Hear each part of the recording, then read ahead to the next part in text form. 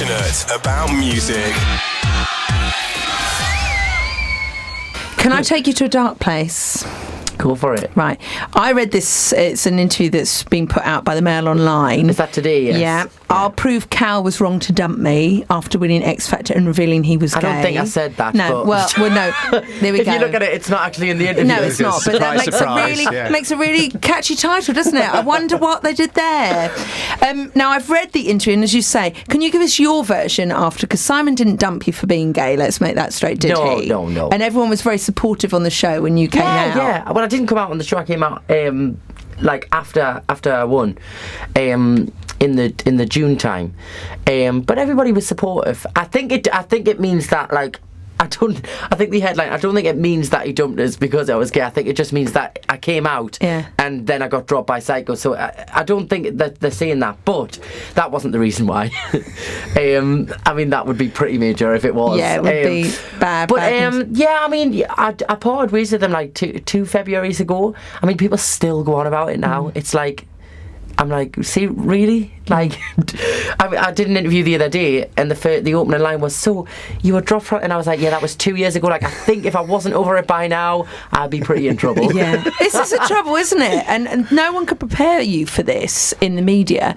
Is that anything you've said from day one suddenly is the front storyline, and instead of, like, you've written this great album and there's a great song about a gay relationship in it, but you're right, you said also that that's about a relationship, doesn't need to be gay, it's about a relationship. Yeah. But people still drag that up, and that's the bad side of being involved with someone like Simon Cowell, isn't it? Well, do you know what it is? My view on it is that, like, I had a great platform from Simon and the X Factor, and I would never ever dream of sitting slagging the show off or the record label or anything and going, you know, because at the end of the day, they're not responsible for my career. Like, I'm responsible for my career, and the show gives you the platform, and then what you do after is down to you.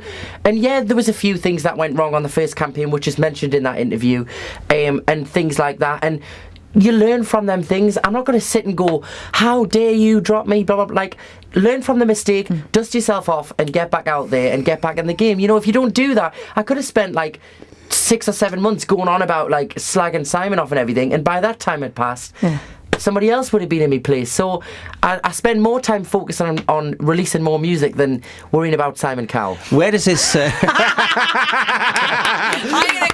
Yes, because we were reading the press this week that you'd had a bit of a trouble with somebody who got a bit too obsessive. I don't like that story at all. I think it's really... Yeah, it's been a bit of a full-on week. A huge invasion of your privacy and your family when something crosses over to you performing to someone thinking they can get in your life. It's not right. It is not right at all. Yeah, I mean, to be honest with you, I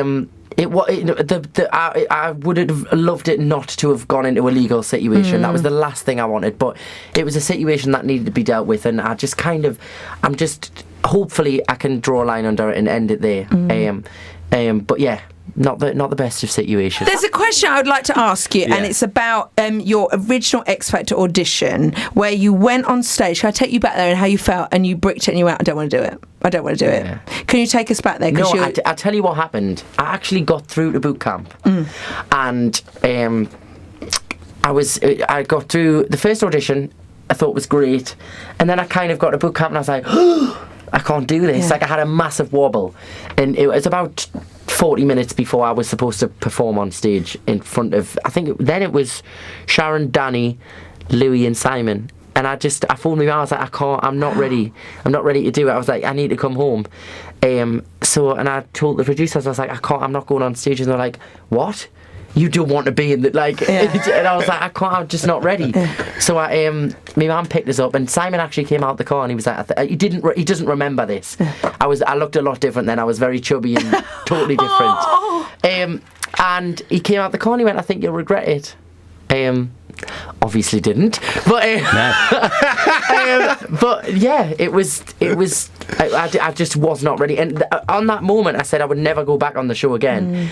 And then I don't know, something inside made us want to go back. Like a year, 2 years later, I didn't tell anybody, but I just had this. I was on a ferry going to Amsterdam, on a weekend cruise thing. And I was sitting at the dinner table, and I said to my family, I was like, I'm just going to go to the toilet.